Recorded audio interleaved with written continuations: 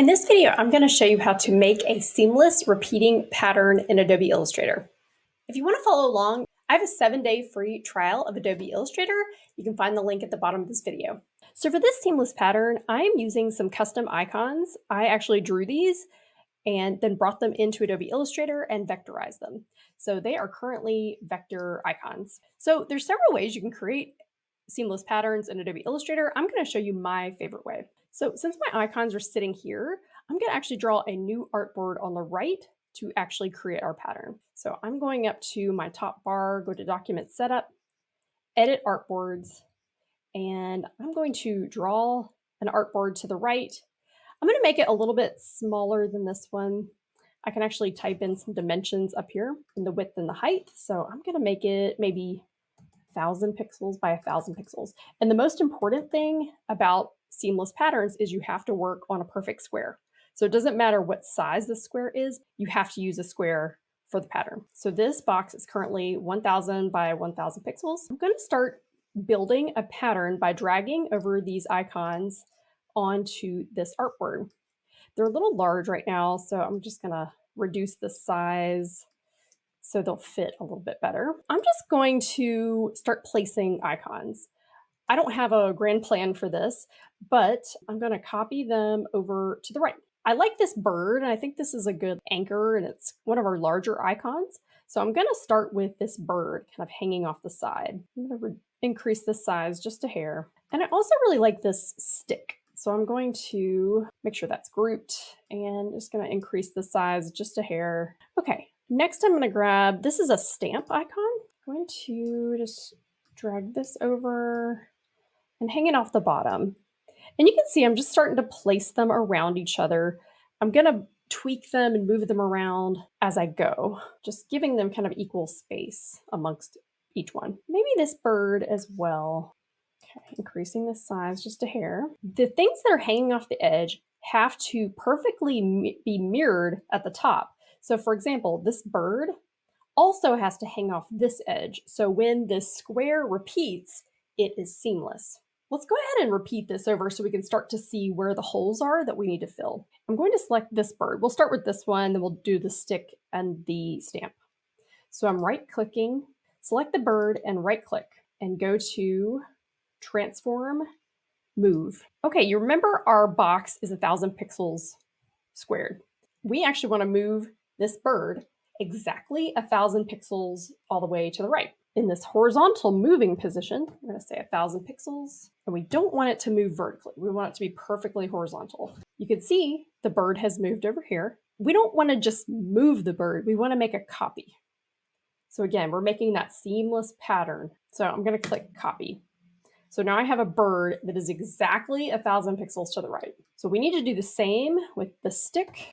I'm going to right-click it, say Transform, Move, 1,000 pixels to the right, and copy it. And we're going to do the same with the stamp because it's also hanging over, but we need to do it vertically. And I'm just going to scoot it up just a hair. I'm going to right-click the stamp, say Transform, Move, and we're going to move this vertically instead of horizontally because we want to move it up top.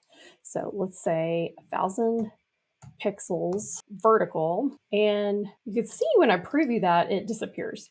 That's because we actually have to move it 1,000 pixels vertically up, which is going to be negative 1,000 pixels. So if I put a minus in front of this and preview it, you can see where it goes now. Okay, and I see that I have a little issue with this overlapping. That's okay, we'll fix it. So we're going to click Copy. All we need to do is we need to just scoot a few things around. So I'm going to select my bird and my stick. And remember, we have to keep these at the same level so it repeats. But I'm just going to scoot these down a hair. And I might actually move my stamp over too. So I'm going to select both stamps, just scoot them over. Okay, now we need to fill some of this space here. So I'm going to grab a few more of my icons and fill them in. So next, let's take this feather. Let's just place this feather here. I'm going to make it a little larger. Maybe this bird could go right here. Same thing. I think it needs to be a little bit larger. And how about the bird nest with the letter? I like this. Seems like a good spot for it. And we also have this paper airplane that I really like. And I think it would be cool to have it, since this is going to hang off the edge, let's go ahead and repeat it. Make sure it's grouped. I'm going to right click it, say transform, move. We'll do -1000 pixels again, vertically, and say copy. It's a little close to our feather, but now that we know where things are, we can just move a few of these internal icons around so we get a better fit. Okay, so I'm just making a few adjustments to the placement of these. I like this arrangement. Now we are going to actually create the repeating pattern. We need to actually put a shape behind this. Right now, everything's just floating on top of an artboard, so there's no shape to anchor to. So I'm just going to go to my rectangle tool, just click, and I'm going to make a shape that's 1000 pixels by 1000 pixels. Click OK. And I'm going to just place this as best as I can. And we're going to use our alignment tool. So if you go to Window, Align, if I select this, I can perfectly align this square on my artboard. So it's perfect. It's right on those lines. And now we're going to move it to the back, right click, arrange, send to back. If I select this rectangle, it doesn't have a fill. So what I'm going to do is I'm going to hit Command C, copy it, and I'm going to paste in place. You can go to Edit, Paste in Place, and we're going to add just white to it. And I'm now going to select both these rectangles and send them to the back. So now we have a white square and a clear square. And that clear square is on the very back. That's what helps define our pattern. So if I select everything, click and drag it to my swatches, and now if I go over here and I draw a shape, that's the pattern we want. And at this point, you could go back over here and tweak some things, move some icons around, and make a new pattern. So I do like the black and white pattern, but let's say we wanted to add some color to this. I have a couple color swatches that I'm just going to drop into this file. And what I can do is I can make a new swatch group by clicking this folder. And in the swatch group, I can now add these color swatches. So if I use my eyedropper tool on the left and select each one, I can drag it down into my swatch group. So I'm going to select each of these colors and drag it in to this new swatch group. And just so I don't mess this up, I'm going to drag another version of my pattern down below, just copy it. If I select this, there is a tool up top called Recolor Artwork, and then go up to Advanced Options at the bottom. From here, I'm going to select this swatch group on the right and then add in some color swatches. So on the bottom, there's a little add button. I can just say add. So you can see I've loaded the swatches into this color area. And then on the bottom here, there are some options. I can swap the colors around, or I can randomly change the colors.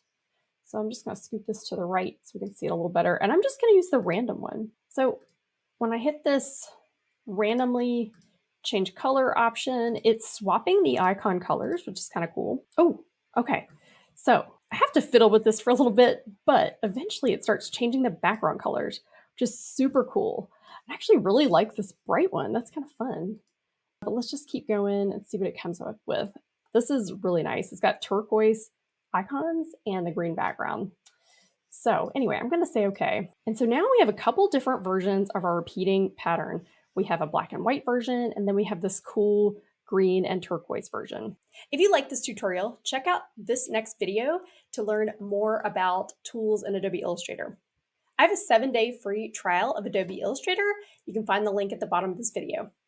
And subscribe to Cry Studio for more graphic design and Adobe tutorials. Thanks so much.